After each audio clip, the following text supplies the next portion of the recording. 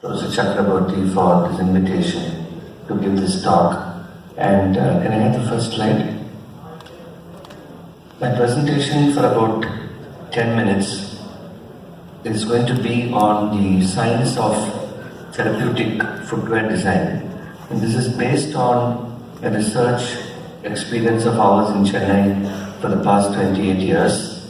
And what I'm going to show you in the next 10 minutes is how we have developed a therapeutic footwear for people with diabetes. I bring to you greetings from Chennai, which is a city famous for its temples and churches. Now, I'm sure all of you are aware that India is the diabetes capital of the world, with estimated 75 million to 80 million people with diabetes.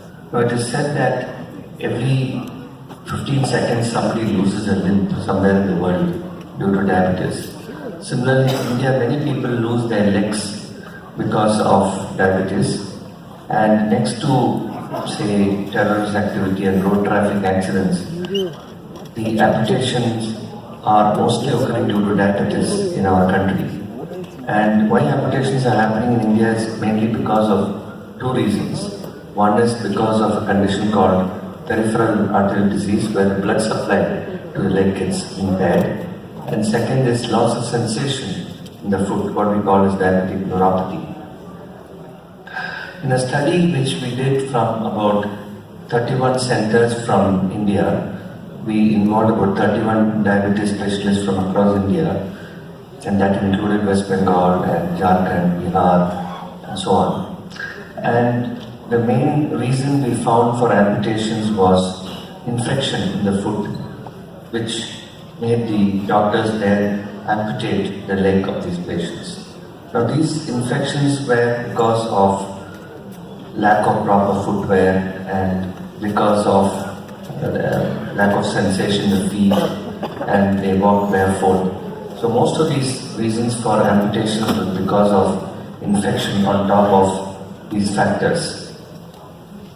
Now, diabetes is a condition. This is a very busy slide, but I just want you to understand that there is left hand side you see the peripheral arterial disease, and on the right hand side you see neuropathy, and these are the commonest causes for formation of an ulcer in the foot and amputation. Now, it's not enough to just have one factor like neuropathy or peripheral arterial disease. As you can see in the Rothman's model, you should have 2-3 reasons. So supposing you have neuropathy and the person walks barefoot and he's got a poor eyesight, all these put together will produce this ulcer. Therefore, the key element in preventing an amputation is, first of all, a proper foot examination. And we use an instrument called the biotensiometer, where we can assess the vibration sensation in the feet. It's a small gadget. And the next important thing is foot care. We need to teach the patients how to cut their nails, not to cut their nails with nail cutters and with blades and scissors, but with filers and so on. So foot care and foot examination and foot care is very important. If they get an ulcer, people like the podiatrists who are foot care specialists, they will treat the small callus ulcers in the foot and prevent it from becoming a big ulcer and an amputation. We showed way back in 2005 in the American journal called Diabetes Care that those who take proper care of the feet, those who wear proper footwear, those who take care of the feet, do the nail filing properly, they can prevent an amputation. This is probably the first study to be published from India. And the foot care in diabetes happens mainly because of, as I told you before, because they have loss of sensation in their feet, and daily simple foot care can actually prevent serious problems. And if you get an ulcer like this, a foot ulcer, you need what is called therapeutic footwear or shoes to offload that pressure from that area and heal the ulcer. So this brings me to the issue of biomechanics and footwear in India. Now, an ulcer will not heal if a man walks on it. This is a simple dictum, which means that you have to offload the ulcer and you have to prevent the ulcer from getting loaded with pressure. You have to reduce what is called the peak plantar pressure, or the ulcer, the pressure underneath the ulcer as the man walks on it. And 94% of the diabetic foot ulcers occur in areas where there is increased pressure. And this repetitive pressure, as you see in the third point, has to be reduced in order to heal an ulcer. So that's the importance of a therapeutic footwear. A protective footwear is one which has got a covering, a padding, a molding and a rigidity. And you can see the covering is to prevent the foot from injury, and the padding is to lessen the effect of muscle wasting and to give a soft surface for any hard bony projections. Molding is to increase the weight bearing area, and rigidity is to reduce the effect of shearing stress. The therapeutic footwear or shoes which are available abroad but not very much in India are of three types: the in-depth shoes, the custom molded shoes and the custom made inserts. Now all these are very important for especially for people who have loss of sensation in their feet, who have an ulcer or who had an ulcer and it has healed. And to prevent a recurrence of the ulcer, you need any of these varieties of therapeutic shoes to reduce the pressure especially. The prescription footwear is, if supposing somebody has got a deformity or an ulcer, then we do what is called a prescription footwear, where you can either make shoes to offload the ulcer area, or you make some modifications in the shoe on the outside, like making it a rocker bottom to make a ulcer heal. So these are all prescription footwear. Now these are the type of footwear which is mostly worn by Indians, especially in rural areas and so on. It is considered to be very stylish. And the other part of India wears footwear like that called Hawaii Japan, which produces problems like this in the foot. So faced with this problem in the early part of 2000, we started this collaboration with the Shoe Design and Development Center at Central Leather Research Institute. And Dr. Ramasamy, Mr. B. N. Das, Mr. Gautam Gopalakrishna, and Mr. Mohammed Sadiq were all very helpful in helping us to develop footwear for people with diabetes in India. And this collaboration went on for about 10 years. We looked at newer materials. Instead of the usual MCR, we looked at PU foam and EVA foam and so on as materials. We developed a cadre of footwear technicians who could actually make footwear even using simple equipments or even handmade. And we started manufacturing these footwear for people with different degrees of problems in the feet, from prescription footwear to therapeutic footwear. We, as you can see in the shelf, the upper part of the shelf is for people who just have neuropathy, who have not yet ulcerated. And the lower part of the shelf, you can see people who have been given the therapeutic footwear, therapeutic shoes, therapeutic sandals, and so on. And due to our collaboration between CLRI, the Shoe Design Development Center, and the Professor M. Viswanathan Diabetes Center, we were able to patent, get a copyright, and register a trademark for our joint collaborative effort called Diastep. And you can see that this is typically worn by people who have neuropathy, loss of sensation, minor degrees of deformity, who have ulcerated once and to prevent an ulcer again. And you can see these are the special features, like the rigid counter which is used as a stiffener, and even rigid counter. We have a padded ankle support in the back. We have adjustable Velcro fasteners. we have a plastisode layer, and we have a cow softy upper leather, which gives it the real grand look. So these are this is the footwear which both the CLRI and the institution I work, the Professor and Vishwanathan Diabetes Center developed, and there was a extra depth unit sole which has a special tread for better grip and traction. The characteristics of an ideal diabetic footwear are highlighted in the green.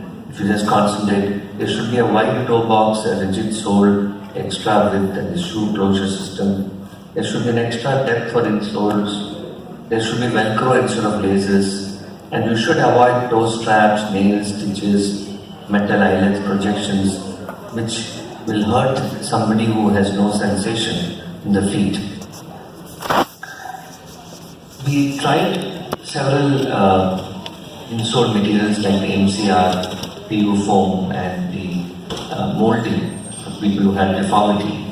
And this was a classical paper which we published 15 years ago in the American Journal of Diabetes Care, where we showed patients who were using MCR, patients who were using the PU foam which we had developed, group 2, and group 3 was patients who had a molded footwear, and group 4 were people who were wearing their Hawaii chapel and so on.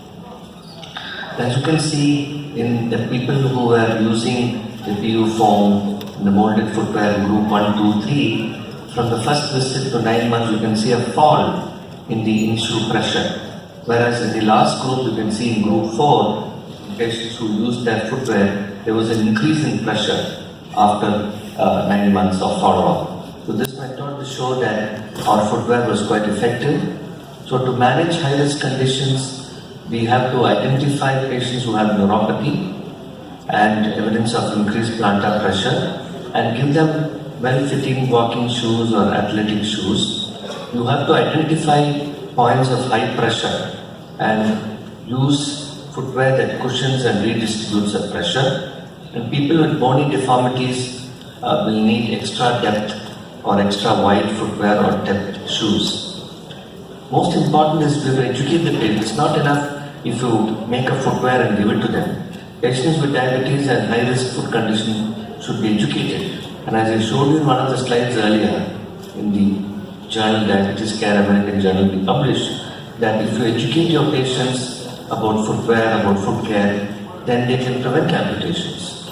And patients at risk should understand the implications of loss of the protective sensation. They should take everything seriously. They should take the foot care we tell them, footwear we give them seriously. Patients sometimes take the footwear, keep it at home, and still walk barefoot and with their Hawaii chapel. That's bad. That means they have not been educated properly. Now, what if you have an active ulceration in the foot?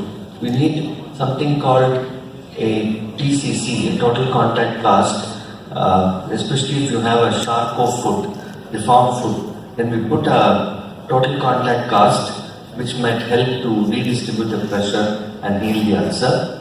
And if you have a Charcot foot like this, again, the best thing would be not a footwear. Of course, you get some footwear, off-roading footwear in the US, but in India it's very difficult. So what we usually follow in India is to give a total contact cast. Like what happens when you have a fracture, you cast your entire limb, isn't it? So similarly, we put a total contact cast and like this and heal the ulcer. Next is the people who have a deformed feet without much ulcer. You can also use this technology which I will be showing you in the next slide or so. We also have an aircast walker from the UK and also from Germany, which can offload the pressure beautifully, but it's expensive. It costs about 10,000 rupees. So we need to take the pressure in patients who have this Charcot deformity, and accordingly what we do is we make what is called the molded footwear. We put a POP cast, take a negative and then take a positive, and the final shoe would, or the sandal would look something like what you see on the lower extreme right photograph. And we have been trying this for the last 20 years, and it really works well in people who have neuropathy, loss of sensation, with the deformed feet. There is something called a PTB prosthesis, which people with polio and all wear, that can also offload the pressure in people who have deformity and who have sharper foot and so on. But a typical therapeutic shoe would be something like this. But in India, most of the people wear a sandal. So you should look at this picture and see that there's a firm extended heel counter. There is a molded outer sole. You see the rocker in front, the rocker sole which permits easy ambulation and prevents pressure on the forefoot. The toe upper should be made of soft elastic material, and it should accommodate deformities and reduce the pressure and so on. And lastly, last slide, what can we do or what the patients can do to prevent diabetic foot problems? Every person with diabetes should understand that he is at risk of losing his limb, so he should take proper care of the feet.